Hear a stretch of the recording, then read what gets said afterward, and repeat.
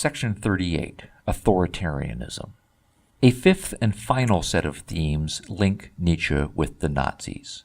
Both were anti-democratic, anti-capitalistic, and anti-liberal. The Nazis were not friends of democracy, but they were extremely effective players of democracy. They announced from the beginning in their 1920 founding party program their authoritarian principles.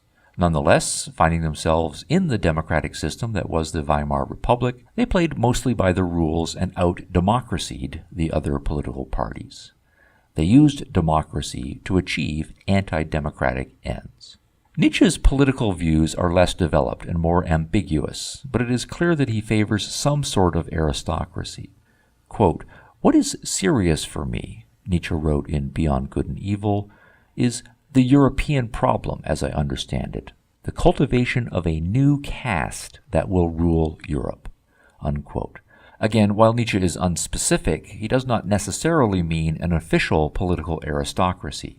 He more likely means the de facto rule by an exceptional few, whatever the formal and official political structures are. In this way, even though Nietzsche despises the impulses that give rise to democracy, he does not worry much about the actual political dominance of democratic forms of government. Those forms of government, he believes, will simply become instruments through which the exceptional individuals, most likely from behind the scenes, will achieve their goals. As Nietzsche puts it, quote, "Democracy will be a tool of a master race, the future masters of the earth, philosophical men of power and artist tyrants, who will employ democratic Europe as their most pliant and supple instrument for getting a hold of the destinies of the earth." Unquote. Nietzsche is not programmatic about what form the new aristocratic class will take or what specific goals it will pursue. He believes that will be up to the overmen themselves. They will create their own values and shape the vehicles of their realization. And Nietzsche did not think of himself as an overman, merely as a herald of their coming. But Nietzsche is extremely clear that any social method, however brutal, will be legitimate should the new aristocrats desire it.